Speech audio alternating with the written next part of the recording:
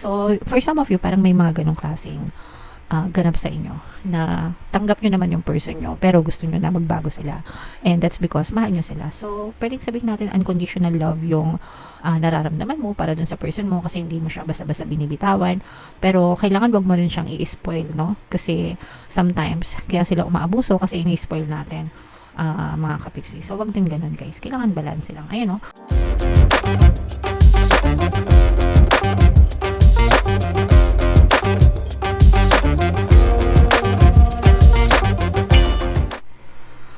Hello guys, hello Sagittarius, welcome back to Pinay Pixie Tarot. Ang pamagat ng episode natin for tonight is monthly love scope, no? Silip sa pag-ibig, kapalaran para ngayong December para sa Sagittarius, Sun, Moon, Rising, Sign, and Venus. So, pwedeng ma-pick up yung energy nyo, guys. Pwedeng ma-pick up yung energy ng person nyo. Pwedeng magkabaliktad yung roles, mga kapiksi.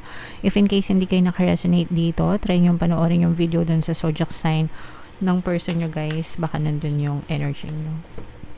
So, unahin natin to, guys. Ito yung energy surrounding your situation. So, meron ditong addiction na energy. Meron ditong date, mga kapiksi. And meron ditong soulmates na connection, guys. So, this is both negative and positive, mga kapiksi, no? Itong addiction na to, guys, ito yung literal na for some of you, pwedeng merong some kind of addiction yung person nyo, like addict sa games, addict sa alak, addict sa trabaho, addict sa kumbaga sobra-sobra. Pwedeng sa sugal, ganyan. So, meron siyang obsession sa buhay niya, mga kapiksi. Okay? And nakaka-apekto yun sa inyong relationship, mga kapiksi. For some of you, guys, parang feeling ko naghahanap kayo ng bago, or pwedeng ex-lover nyo na ito, mga kapiksi, and right now parang you are welcoming yung panibagong love life sa buhay nyo.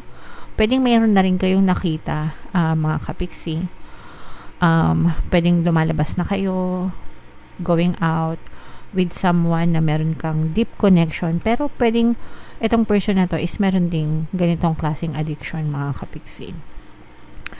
So, titingnan natin, guys, no? For some of you, pwedeng ano din kayo, guys. Pwedeng red flag ito sa person nyo, mga kapiksi, especially kung bago-bago pa lang kayong nagde-date ng person nyo. Pwedeng malalim yung connection nyo, pero may mga red flag siya, kapiksi. Pwedeng this may be somebody na parang hindi nyo pa namimit physically or personally. Baka nakilala nyo lang siya online, yung sa mga dating apps, ganyan, sa mga dating groups, no? So, mga ganun, guys. Tingnan natin kung ano yung ganap sa relasyon nyo, Sagittarius, no? And comment down below kung naka-resonate kayo dito. Although, hindi naman ito magre-resonate sa lahat, guys. Kung ano na lang yung naka-resonate kayo, take that message. So, tingnan natin, guys, no? Shuffle muna natin to. Habang sinashuffle ko to, panoorin nyo muna yung video natin regarding sa ating paano mag-manifest ng abundance video course. Kapiksi, sawa ka na ba sa mga struggles at hirap sa buhay mo? Masipag ka ba at masikap sa buhay ngunit hindi ka pa rin umaasenso? Ilang beses ka na bang nag-attempt mag-negosyo at mag-invest pero palagi ka pa rin nalulugi? Sa pagkakataon na ito ay maaaring may subconscious beliefs ka na nagiging balakid sa iyong pag-unlad at pagyaman. Introducing, paano mag-manifest ng abundance video course. Dito ay matututunan mo ma-overcome ang mga balakid mo para tuluyan ka ng umunlad, umasenso, sumagana, maging matagumpay, successful at maswerte sa iyong kabuhayan, pera, trabaho, negosyo, salapi at kaperahan ng bonggang-bongga. Dali, mag-send na ng email sa pinoypixie@gmail.com at simulan na ang iyong pagyaman ngayon. Alright, so sa lahat ng gusto mag-avail ng course, guys, meron tayong promo ngayong November. Magbibigay tayo ng 500 pesos na discount until November 30, guys. Kaya mag-avail na kayo. And meron din tayong bagong course, mga kapiksi, paano mawala ang third party at magkaroon ng harmonious na relationship para mawala yung mga kabit na mga jowa nyo, guys. 20% discount until November 30, kaya mag-avail na kayo, mga kapiksi. So, for some of you, Sagittarius, guys, kayo ay kayo ay nire-represent ng Queen of Wands. Ito yung ating love energy. Pasensya na kayo guys, minsan nabubulol tayo, no? So, dito, there's a lot of sadness, no guys? Medyo may kalungkutan. May lungkot na nararamdaman kayo. Kasi yung iba sa inyo guys, in a relationship kayo. Pero feeling nyo, single kayo. Kumbaga, in a relationship kayo pero malungkot kayo. So, hindi kayo yung in a relationship na masaya. Yung iba sa inyo, in a relationship na malungkot. Yes, may jowa nga kayo pero parang hindi nyo nararamdaman na may jowa kayo. Walang kilig. Hindi kayo pinapakilig, in short, ng person nyo.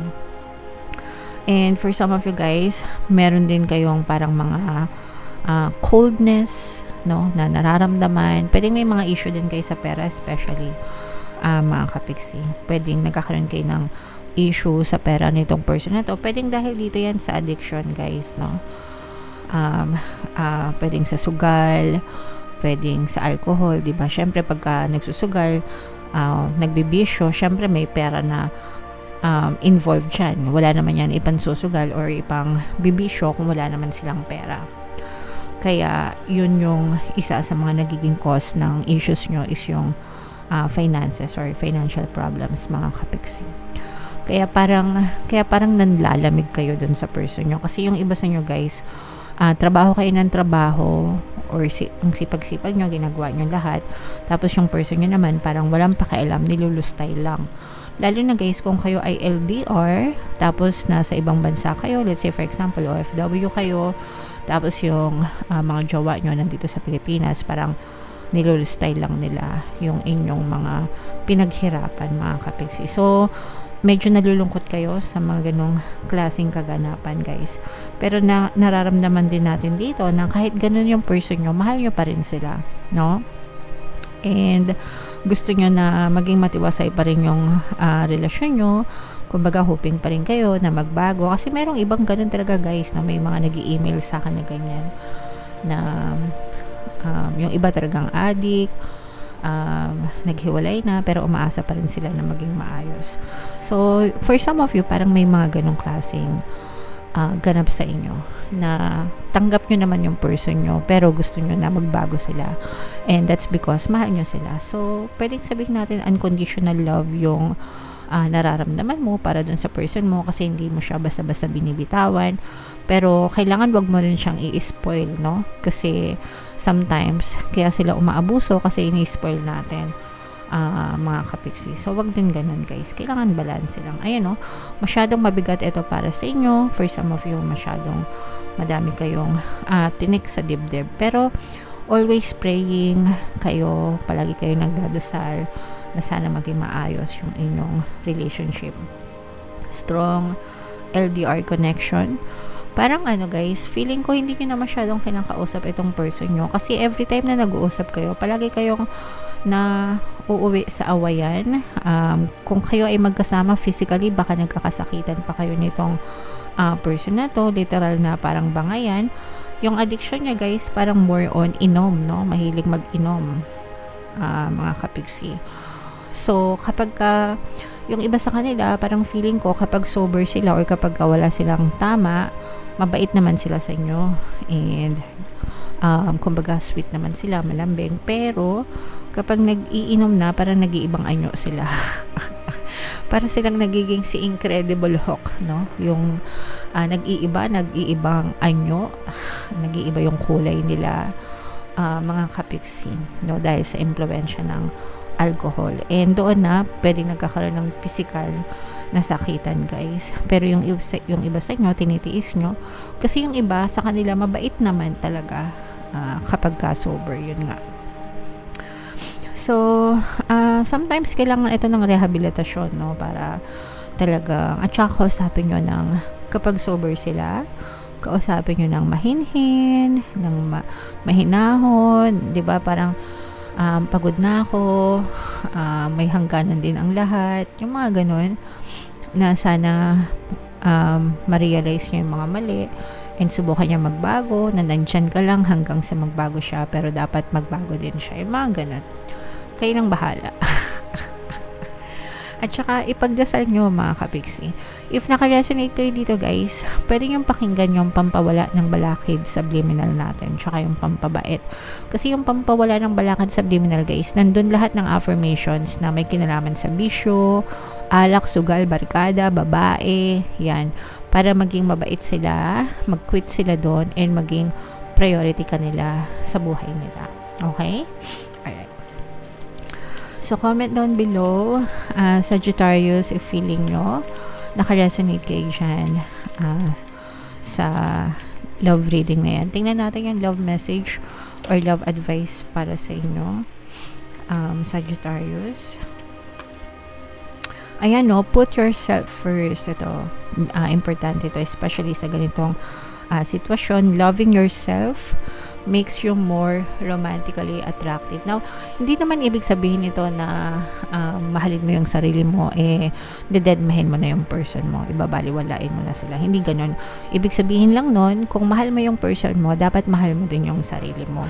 Wag mo ibigay, kumbaga wag lahat puro sa person mo. Kailangan bigyan mo din yung sarili mo. Kung ano yung pagmamahal, pag-aalaga, pag-aasikaso, pagpapahalaga na binibigay mo dun sa person mo, mas lalong dapat na binibigay mo sa sarili mo. Okay? So you don't feel less, you don't feel invalidated, ganyan. Para, alam mo yun, para you still feel whole and complete kahit na may mga problema sa relationship, 'di ba? So, yeah, wag yung kakalimutan yung sarili nyo, guys. Hindi ito pagiging selfish, no? Kasi hindi naman sinasabi na mahalin mo yung sarili mo, pero wag mong mahalin yung person mo. Hindi ganon. Ang ibig sabihin lang nun, kung mahal mo yung person mo, dapat mahal mo din yung sarili mo. Okay? Dapat equal, no? Kumbaga, walang labis, walang kulang, walang lamangan, mga kapiksi. Okay? Alright, so comment down below, Sagittarius, if feeling nyo naka-resonate kayo dyan. And ito yung ating 2025 kapalaran, guys. Panoorin nyo na. Ito naman yung ating success stories ng paano mag-manifest ng abundance video course. Click here to subscribe, guys. Ito yung ating mga relationship subliminals. Thank you for liking, sharing, and subscribing. See you next time. I love you all, mga kapiksi. Have a nice day. Bye-bye.